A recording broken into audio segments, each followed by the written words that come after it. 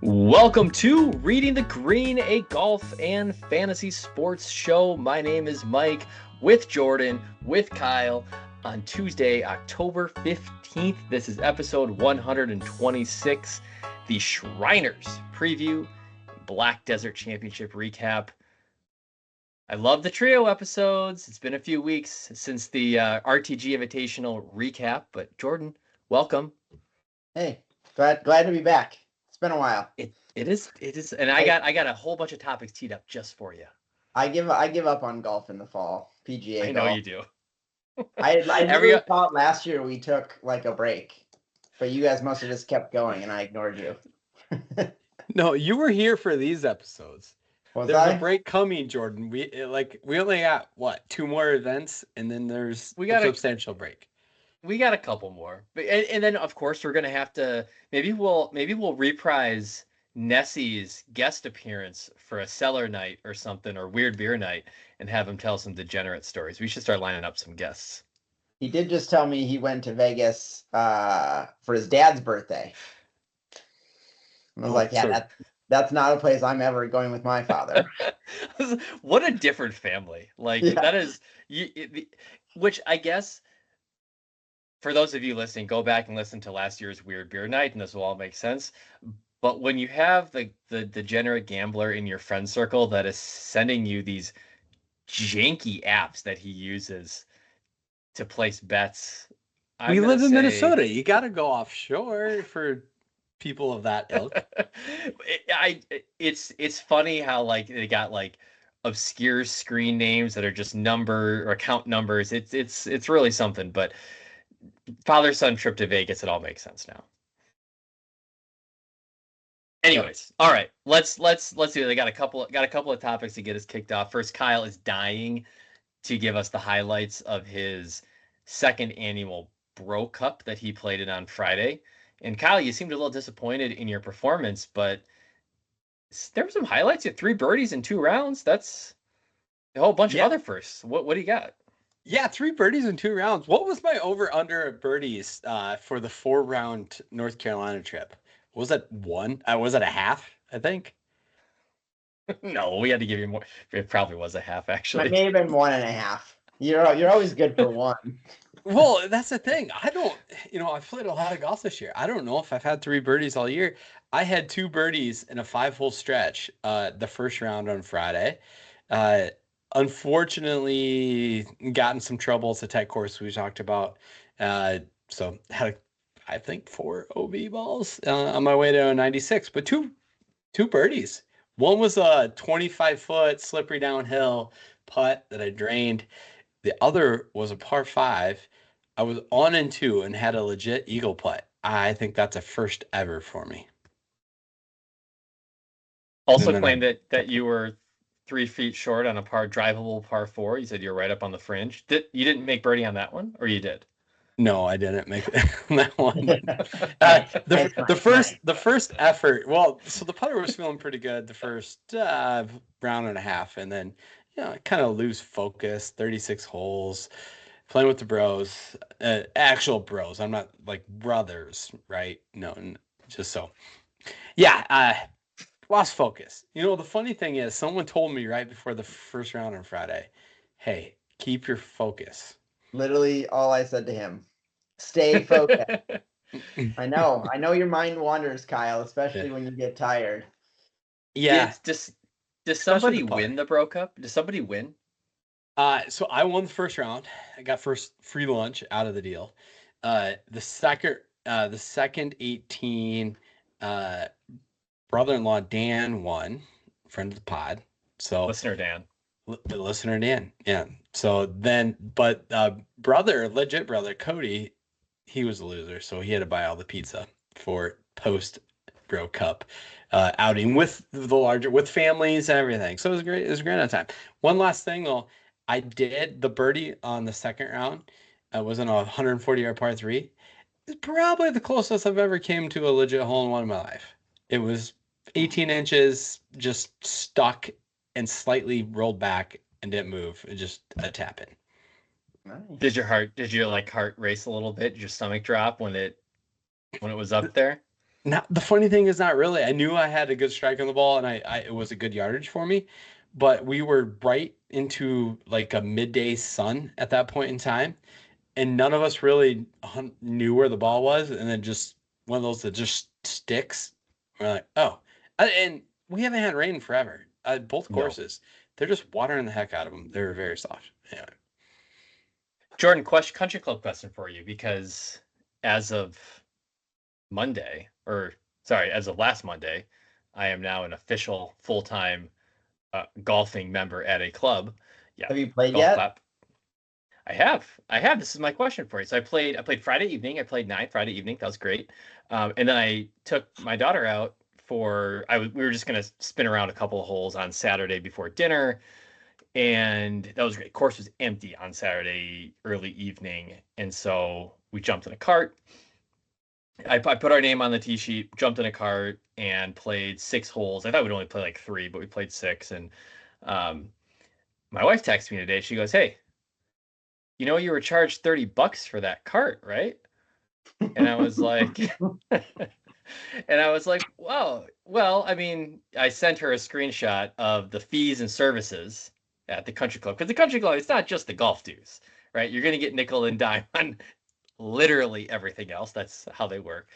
Yeah. But I do take exception with use of push carts and golf carts throughout the year as a revenue driver. Like, and I get it. Like, you would have people that never take a golf cart that would complain to say, why are my dues going to pay for golf carts if I personally don't use them? And so this is the way to justify it. And so I was like, but we're going to play 3 holes. I mean, are they really going to charge me for 3 holes? So I put us on as walking, grabbed a cart. There's nobody there. And I didn't talk to anybody. I didn't check into the golf shop. We just grabbed it. We put it back when we were done. And then the charge comes through, and they charge me for 9 holes. And it's like, well, I didn't play 9 holes, but am I going to squawk over not prorating it? They 66%.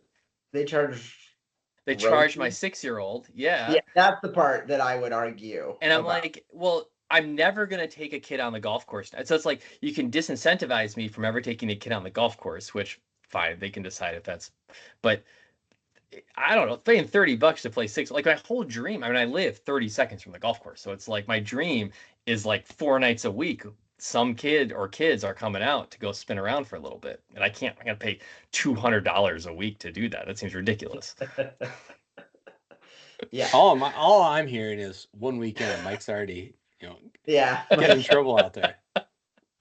That's why I have to very tactfully bring it up. I have to very tactfully bring it up to question the policy, not indicate any wrongdoing. You need to just do it like, come on, like my 6-year-old had to pay, right? Like I will always pay what is it, $15 for 9 holes in a cart? Yeah. Yes, I will. I will happily pay that anytime I come out. I am never going to pay for my kids when I'm carrying 2 clubs for them in my own bag. Right, and honestly, like when I take my kids golfing, they don't even really ride in the cart. They literally just sprint the entire golf hole and play a form of field hockey. So like, come on. Yeah. Sorry. Well, that's my you're right, Kyle. I've never been charged for having Sloan in the cart. Yeah. But we played the very last tee time a few times, and then I just let her play in all the bunkers because I know they're going to get raped in the morning. All right. Well, that's my. You're right, Kyle. I'm getting in trouble. Get in trouble one weekend, so I gotta be careful. I'll send this pod to the general manager. There you go. Both of you are diehard NFL fantasy players. You operate on a level that I guess don't dream to operate on, but. For our listeners, what's going on? 6 weeks into the season, are we feeling good? I mean, you all got so many teams, so you're probably feeling good and feeling bad, but I think we only have 3 teams. Is that what you're at? Plus you've got Guillotine, Kyle? Yeah, 3 teams and then Guillotine. But the one league is kind of half-assed, so there's only 2 I really care about in the Guillotine. Nice. No, it's been a good year so far. I listened to more. I don't do research, but this year I started listening to a bunch of podcasts this summer. I got some good tips. I'm sitting pretty good. Patrick Mahomes taking out my best wide receiver on two of my teams hurts. That one hurts. Tackling his own guy, but I also had my team name was the Rice Rockets after Ray Shea and his car crash. But now he's injured, so it's fitting. Yeah. Well, injuries have been the name of the fantasy football season this year, Mike. I don't know how close you've been following. You've got a bloodbath, Kyle. Yeah. So my biggest league is my dynasty league. I was in a great position, set up to win it this year. I still hope to get it done, but I have 4 IR spots that are completely full, and I have IR spilling onto my bench at this point.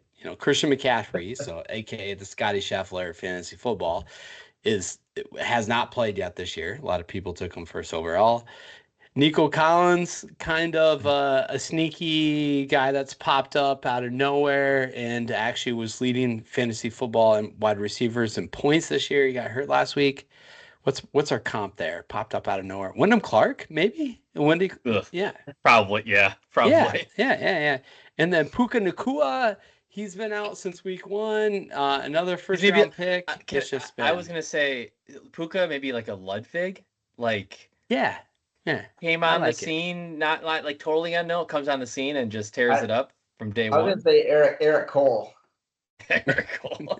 Right? He was an old rookie. Right, isn't Puka like 24 or something? Well, he's still only 23, Jordan. Okay. I was wrong. I thought he was one of those. That's Tank Dell. That's like 25. Yes. Yeah. Eric Cole's like 38. He's like, but he's an old rookie. So it's that team's hanging in there. Had to get really creative last week as the roster ran out, but the other ones are still hanging strong.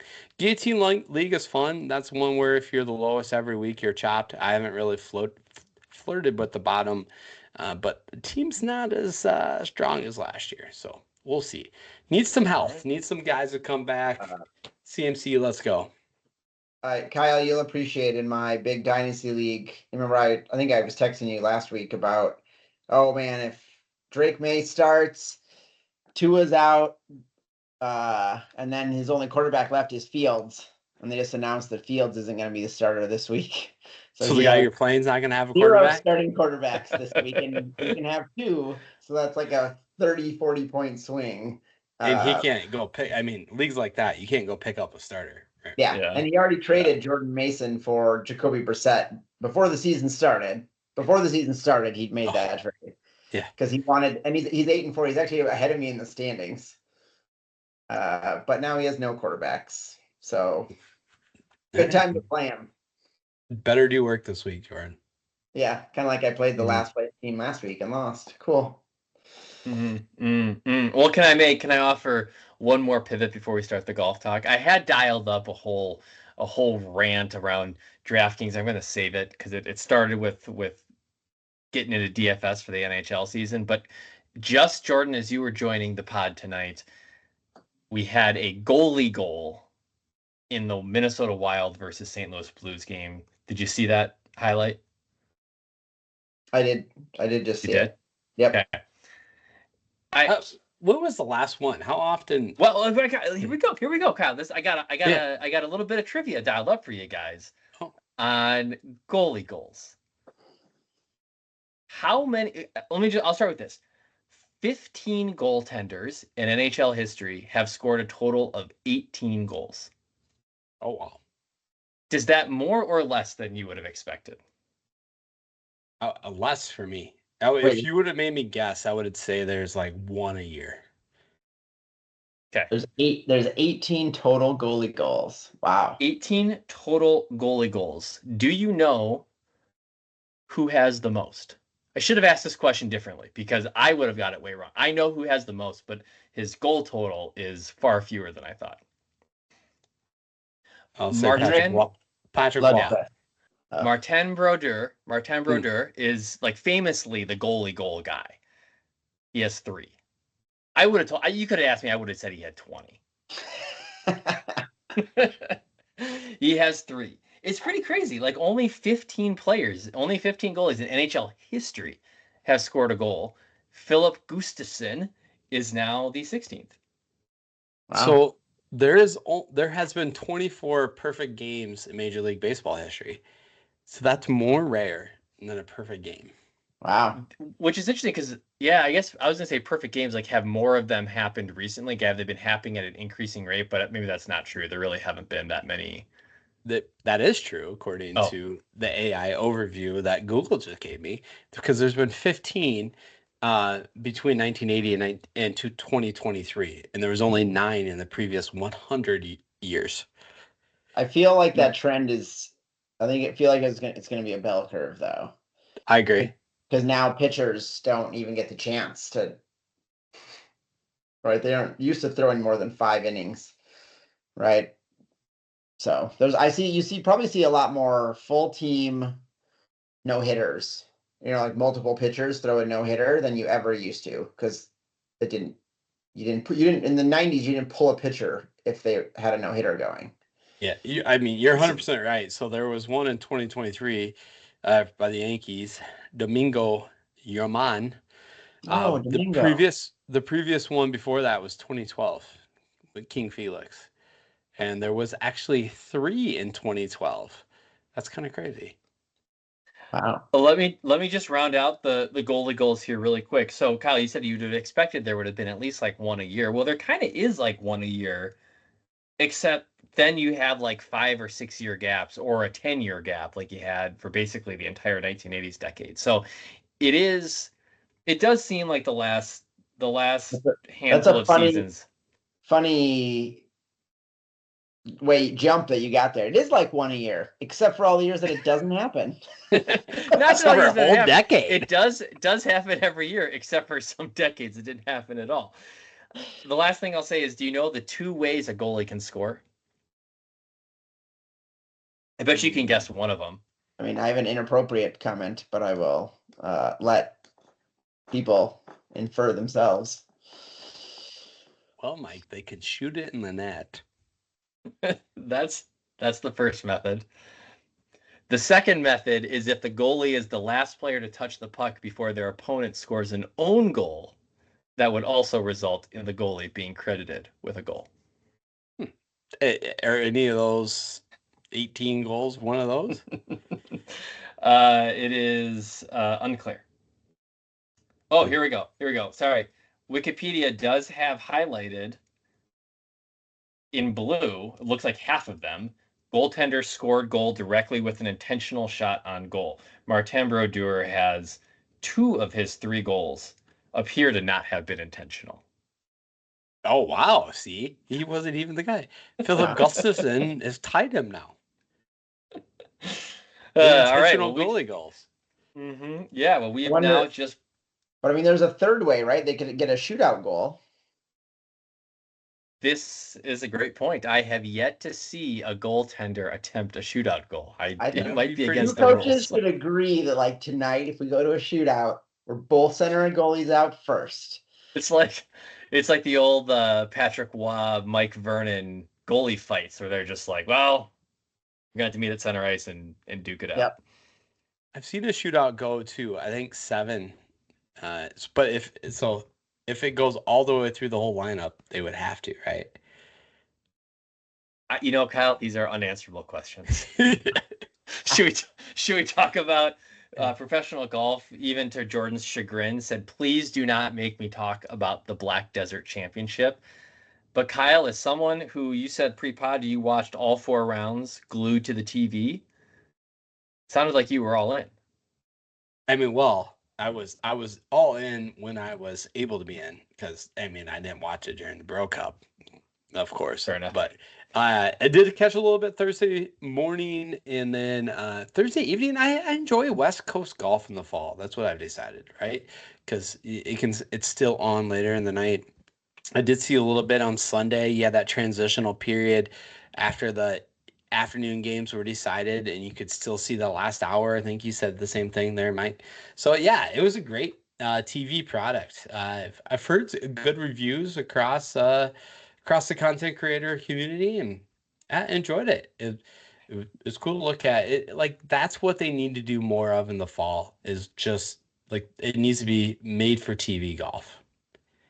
Jordan, when I was in college, I went to college on the East Coast, and all my friends were from the East Coast, basically. And one of my roommates came to visit me in the summer one year in Minnesota, and his mom said to me earlier that year, she said, "I'm so excited for him to come see you. He's never been to the West Coast before. This is a great experience." And I was like, "Well, he's going to need to go about 2,000 miles more to get to the West Coast." And Kyle's excited about watching West Coast golf in Utah, which, looking at a map, is maybe about 900 miles from the coast. Well, time zone, Mike. Time zone. Get out of here. Yeah. The geography challenge, folks, of the coastal parts of the United States and not knowing where things exist in the middle of the country. Yes, very much real.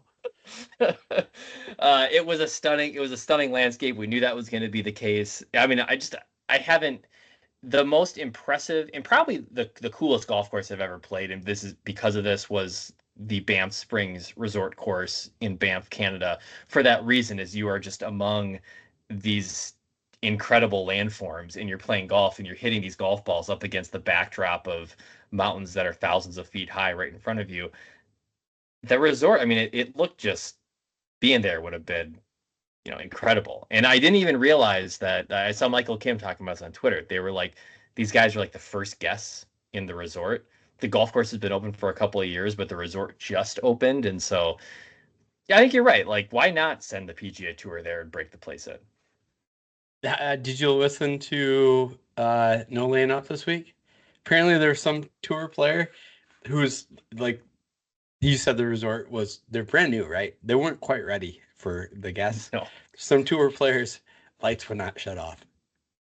Oh, really? In his room. Yeah. And then there was toilets not flushing. There's outlets not working. Apparently there was a lot of challenges within the actual resort, and they had to move people around, but at least it was only 20% full because it was only supposed to be 20% completed. But it sounds like there was some headaches there. Okay, so sweet golf course, maybe don't send people to a 20% built resort.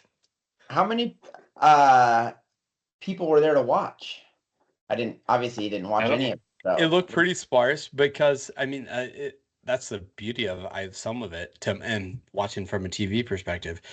With the volcanic rock, and so you can't put grandstands on some of it. So It was very sparsely grandstanded. So it was, and that was also, I think, something that was fun. Guys couldn't there was some stupid TIO shit, but for the most part, guys had to play legit golf. They couldn't just spray it and know they're going to get relief places because there was not much structure put up. No, it was back to your original point. This is the type of golf course that I hope the PGA Tour would find a way to bring into the mix every year. Go find a part of the country that's underserved from a golf standpoint. I think I commented last week, Pacific Northwest. I mean, watching this made me think of Chambers Bay, of just being this like huge, massive golf course that you don't want to have to play every year. It's so big, it's grueling, but really fun to get to see on TV. I'm fine. They don't need to go back to Black Desert next year. I've seen it, but I would love to find any number of golf courses. Looking at the map, like there's just so many. Like, let's go to Nebraska. Let's go to South Dakota. I mean, we've got all these golf courses that would certainly be worthy of hosting an event. Why not? This is a good time of year to do it. So I Googled it just to see where it was, and you can see like the map doesn't have the golf course on it yet, but you can see where all the lava rock is, and you can like literally say, "Oh, I bet there's a golf hole here," right? It used to be like trails, probably actually for off-road vehicles and stuff, but it's, as you look at it, you're like, "Yep, there's a hole." I'm guessing that's a hole. Pretty cool to see it. I mean, actually, like, where it is. Like Coeur d'Alene is becoming this like hotbed of natural golf courses. It would just be it would be interesting, especially if you're not anticipating having big crowds anyways. Why not have everybody show up at a remote spot?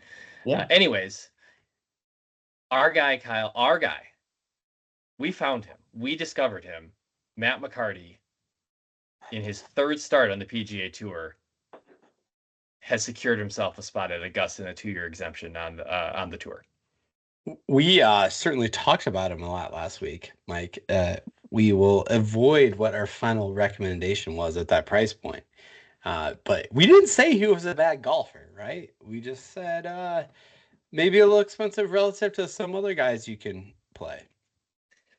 Absolutely destroying the Corn Ferry Tour. He was $800 cheaper at the Black Desert than he was at Sanderson Farms. But even at $8,800 at Sanderson Farms, we were like, holy crap, we're paying $8,800 for something called Matt McCarty. And of course, he's been beating up on Corn Ferry Tour guys, but it's like, hey, this is the PGA Tour now. But isn't the fall season like this is my Corn point. Ferry Plus, or is it PGA Tour minus? Nobody should be surprised that a Corn Ferry Tour stud wins a fall event because it's effectively playing Corn Ferry tournaments. But he got the 3-win bump up, so not all the Corn Ferry Tour guys are Corn out fellas? there yet. The Corn fellas, not all the Corn fellas are out there. No, yet. They're not. But it's cool to see a guy that's having that much success have that translate immediately. It's a bit like the Nick Dunlap. I mean, obviously Nick Dunlap, that was even more ridiculous winning as an amateur, but somebody who's playing at the top of the game, who then even Luke Clanton, who shows up and starts doing it against tough fields.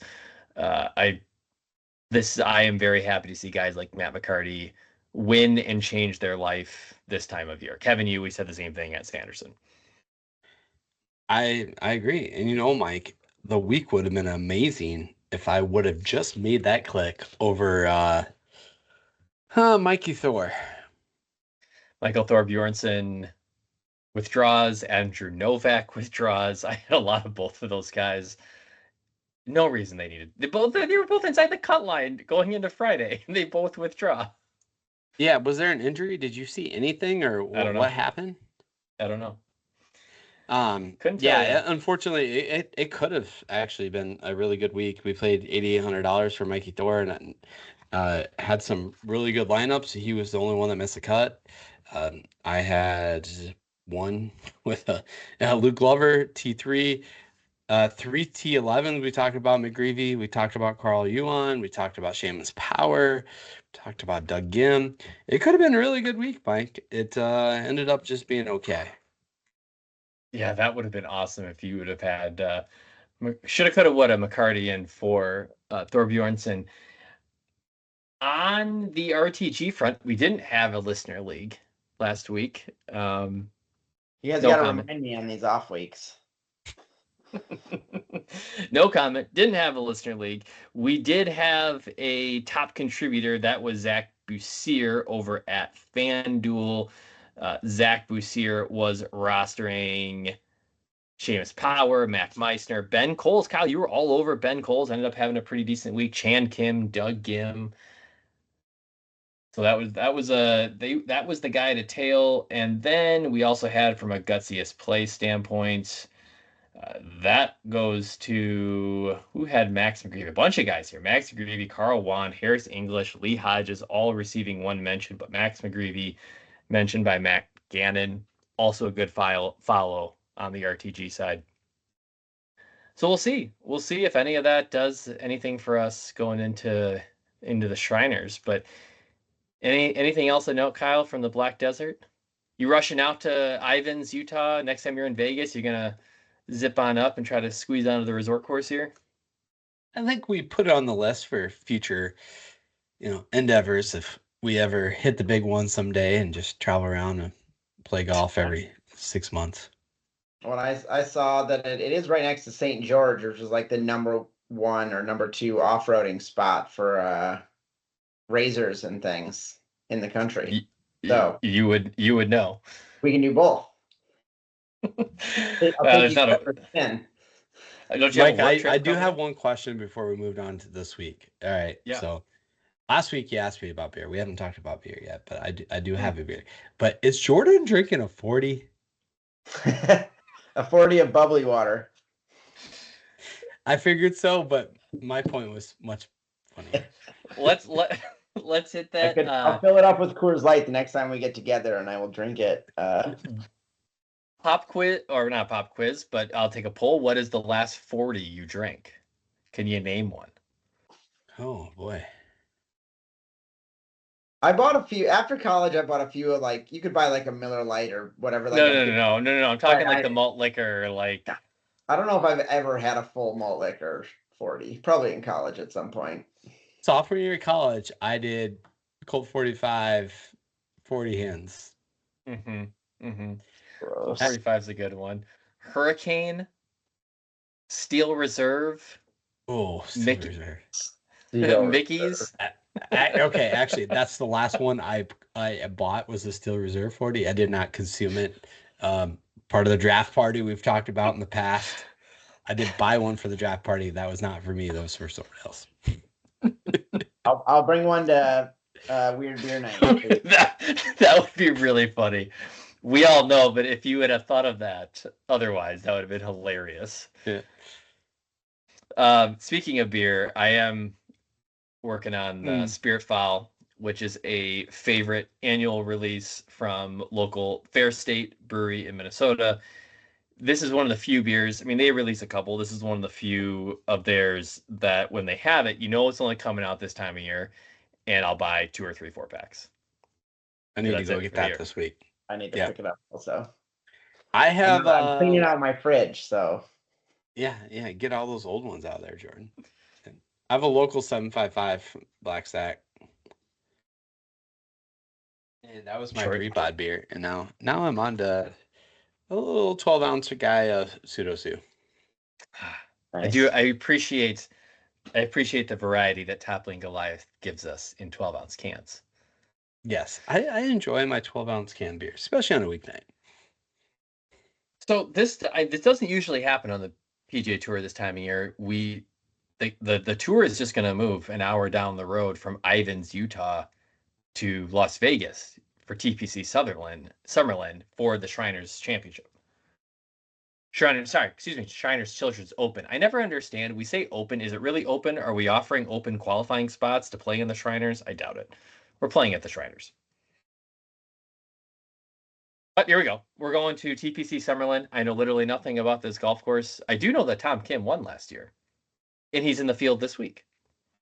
Not only last year, Mike, he also won in 2022. And I think that's a great place to start to paint the picture this week. 2021 was Sung Jae. 2020 was Martin Laird. We had Kevin Na. We had Bryson DeChambeau. And we had Patrick Cantlay. Most of those scores were in the 20 to 24 under par range. And actually, we had a stretch of 23, 23, 24, 24, just to give you an idea of the birdie fest we'll be seeing this week. But I think the theme I come away with looking at that winners list for the most part is you have good young golfers, right? Good golfers maybe earlier in their career. Like you look at Cantlay in 2017, you have Bryson in 2018. Sung Jae was a little bit more established in 21, but then back-to-back Tom Kim. So I think a good golfer is probably going to win this event. But a good young player. Above average fairway percentage, above average green and regulation percentage, above average distance. It's 7,300 yards, but you're playing at elevation. It's usually placed pretty firm, but really overall, we're looking for short, accurate ball strikers. I like to look at, positional golf courses from success, and birdies are better and par 4 scoring. So some of the comp courses looking at this week, I think Black Desert Resort last week is a perfect example of, a very similar course. Scottsdale, TPC Scottsdale, Shadow Creek. And the last thing I have for you on the course, fun fact. Do you know which 20-year-old had their first PGA Tour victory here? Someone that has a lot of victories. Tiger Woods. You're correct. Look at that. Really? Mm-hmm. Wasn't the Shriners back then, was it? It was not called the Shriners. No. Was it called the Las Vegas Open? Is that what it was? No, maybe not. You are correct. Okay. I was gonna say, I thought the Las Vegas Open was Tiger's first win, and that makes sense. Also, how has no one ever written an article about how that win is the downfall of him? What did he do immediately after winning? I'm sure he. Yeah, I bet you that was a fun night, even for a Right, 20-year-old. Yeah. He didn't even know escorts were a thing, other than a Ford car, until he won the Las Vegas Open. I love the prep that you come in with, Kyle. It's just such you do the research, you do the work, and so then I get to sit back and nitpick the things that you say, such as a good golfer is going to win this tournament. I like that. I'm trying to think the last time a bad golfer won a tournament. Yes, well, I mean, you get where I'm going though, right? Patrick Cantlay, Bryson DeChambeau, Sung Jae, Tom Kim. I should, maybe the better word is elite, but good young golfer now that's going to be elite. Okay. I just need to predict the future. Correct. Okay. All right. We need that lineage. But who's on the up and up, Mike? That's who we're looking for this week. That's a great question. From a winner. And I want to get into the model. The point that you said about, you talked about par 4 scoring, birdies are better. This is probably going to be 20 under par or more likely. One of the few courses that have the highest correlation to success for putting. A number of the statistics that Rick Rungood calls out in terms of correlation to success, both scoring and putting. Back nine scoring average, putting from 4 to 8 feet, putting from 6 feet, putting from 10 feet. Round 4 scoring average, final round scoring average. For some reason, that's different. But I just see a lot of get the ball in the hole stats and go low. So again, you're going to want to look for guys that have the ability. I think birdies are better is a great stat to look at this week. Just guys that can fill it up, and hopefully you get it right on the right week. So with that, do you want to jump in and find one of those players that's going to be a stud on tour and get their first or second or third win at the 2024 Shriners? Yeah. Unfortunately, you're going to have to stick with us on the model this week and wait for some tweets tomorrow, because we have a lot of group things so far and not a lot of separation. At the top of the board, we have 40% mention share on 4 names: Adam Hadwin, Bo Hostler, Eric Cole, and Harry Hall. A little bit of a mixed bag there. You got the guys that have been playing really well, Bo Hostler, Harry Hall. You have a guy that's a great course fit, I would think, and Eric Cole. He did finish T3 here last year.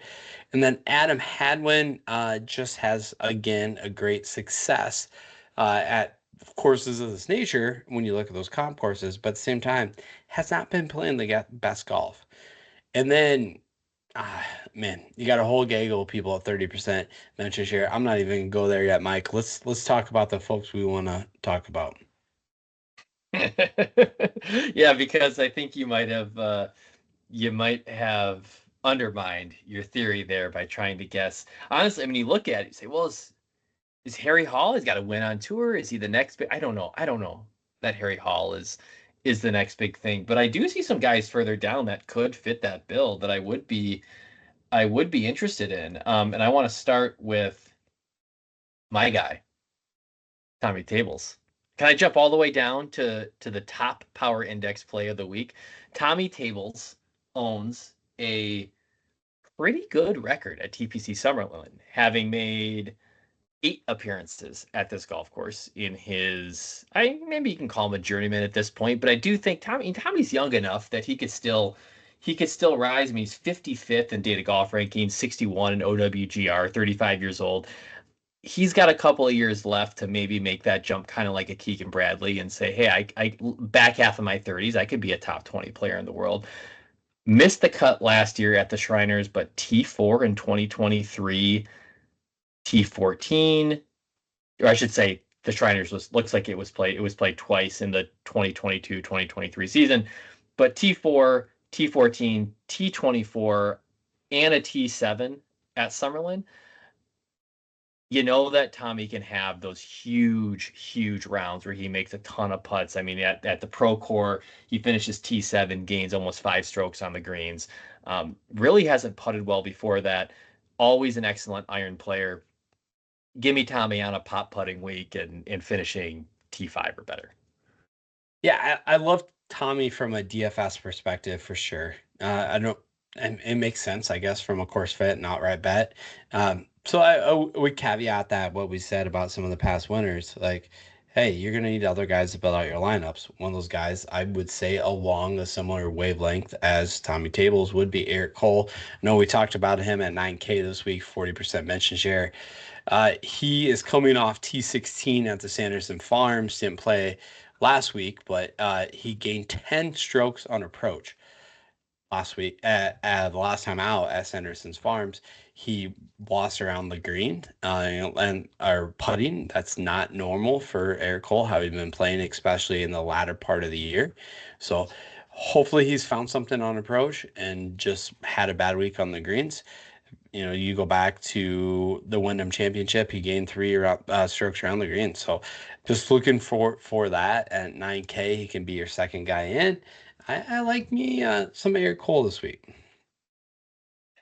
The guy that I really wanted to go to try to fit your narrative of who's the guy 2 to 3 years from now that you could say, or even 5 years from now, that you're like, I knew this guy was going to be a stud. I'd look back to his runner-up at Summerlin or his second win of his career at TPC Sutherland, second win in the calendar year.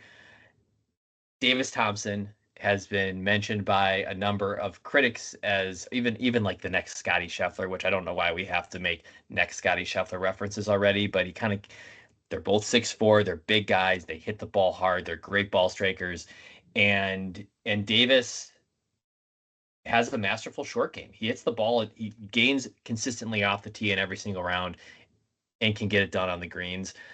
You're not going to be able to play Cole and Hoagie and Davis Thompson. You got to make some choices if you're playing a bunch. I mean, Davis Thompson at 10-3 this week is going to be popular. But if you want to fit that narrative of, as Kyle says, good golfers win the Shriners, Davis Thompson's a guy that I think is going to be next level here in a few years. Along that line, Mike, do you know who Monday queued this week that could be interesting as fitting this narrative as well?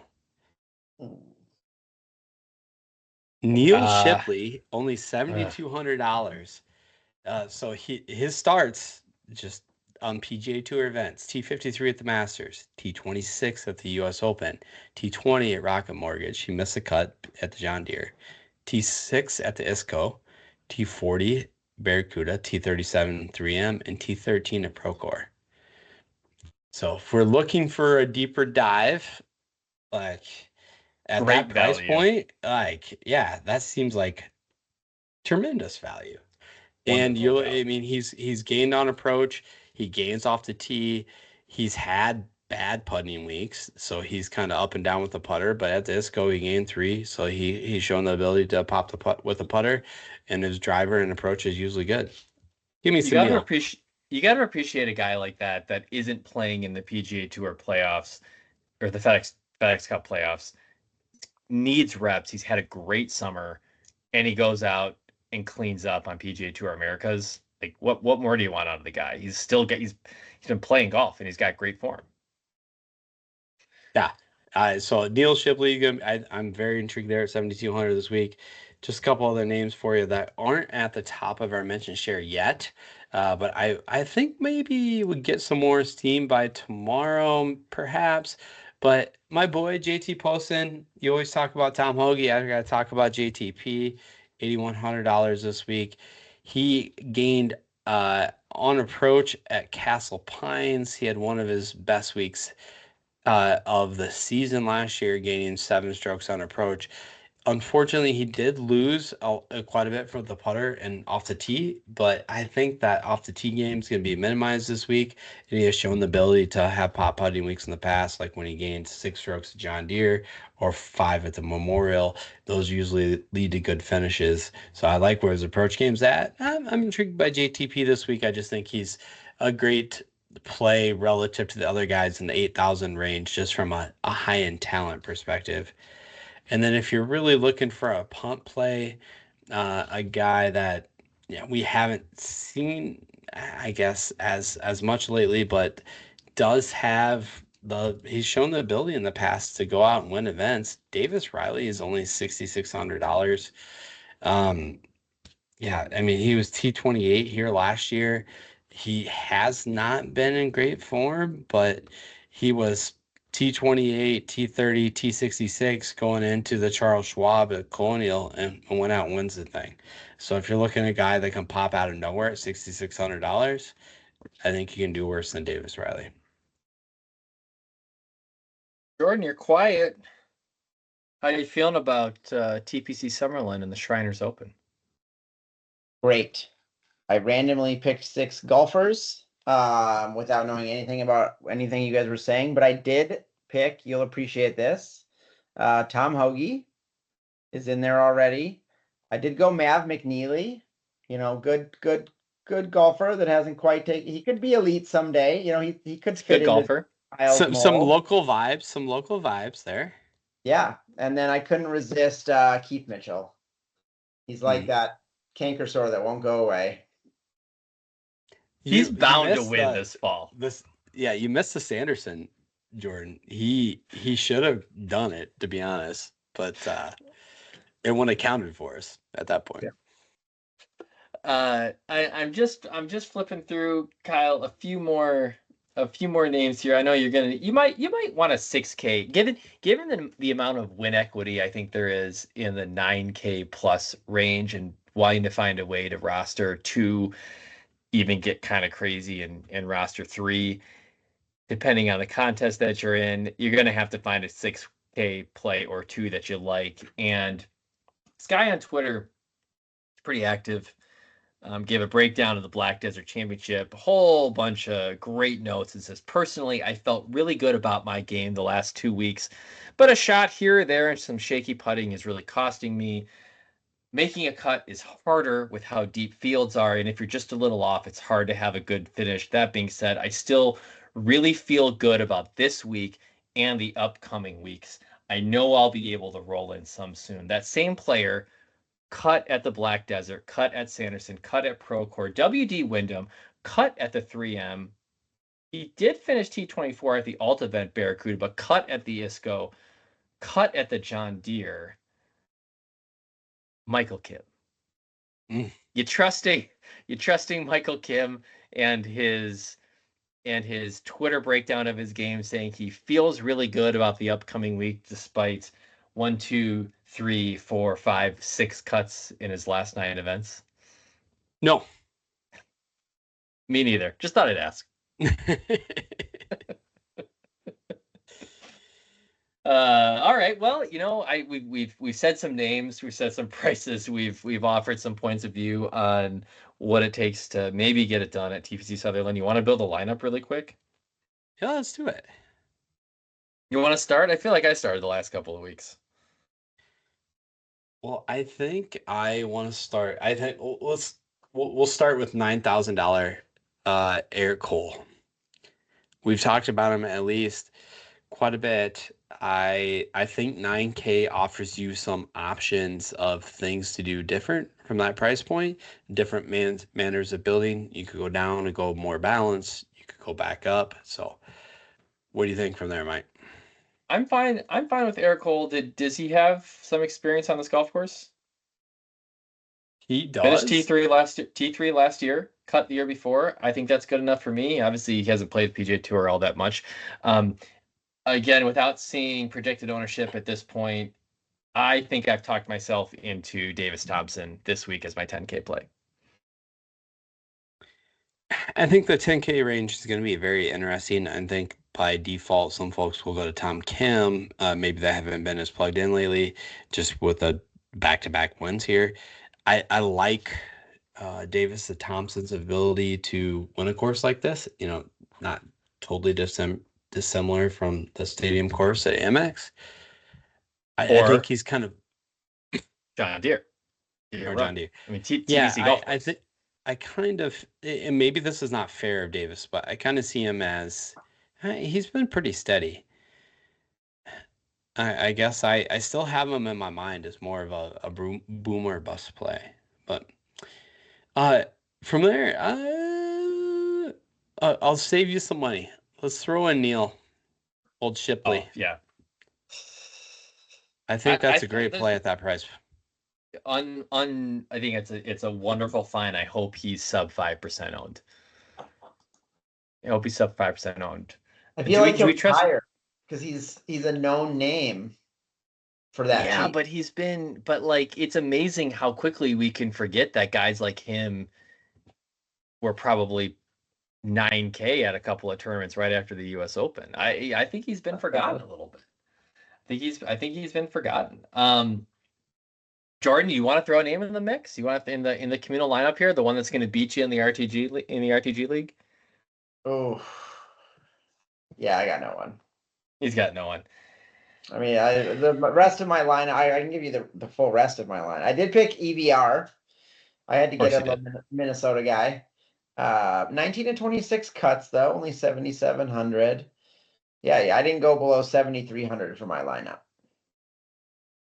So, well, Kyle,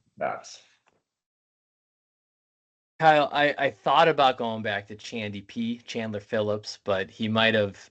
I might be cooled off on Chandler Phillips for a bit after his miscut at the Black Desert. I don't know. I'm not sure where to take this next one. I mean, I'm interested in Daniel Berger at 7,200. I mean, he's done absolutely nothing. But I said, again, like, we would like to be early, and at 7,200, that's a great number to be early on Daniel Berger. Did he play last week? I feel like he was in the field. T35 made the cut. You know what? Let's pop in Daniel Berger, 7th at Sanderson Farms, 35th at Black Desert, $7,200. That feels a bit that he can finish top 10. All right, so we got 16-3 left for the last four. Fun fact on Neil Shipley. While I'm doing this, the last amateur in the last quarter century to earn low amateur honors at the same year's Masters and U.S. Open was Victor Hovland in 2019. So we have another Vic on our hands, but yeah, that's fun note on Mr. Neil. All right, I don't think we need to go all the way down to Davis Riley. Go ahead. I'm just saying, if you want to go try to stuff Tom Hoge in here and you got a deep 6K play this week, that could play. Well, if we, who did you just give me? I accidentally clicked out. Berger. If I go down to my boy Davis Riley, not going to get it done. You're 100 so I still have Berger in here. I don't know who else I clicked out. I've called Shipley. Who was your first play?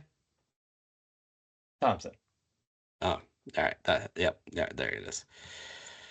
That's not low enough to get back to your boy Tommy Tables. I'm sorry. No, let's find something else quickly. JJ Spawn. Oh God, just dude's been a heartbreaker this fall. Feels like maybe a good time to get him on the up and up. We just paid $9,900 for JJ Spawn 2 weeks ago. Good course fit. Yeah, good course fit. T25 last week, consistent across the board, 69, 64, 69, 69. We saw him as third at the Wyndham. So he just had the bad Sanderson, but otherwise he's been playing some great golf. So JJ Spawn, $7,900. That's great value.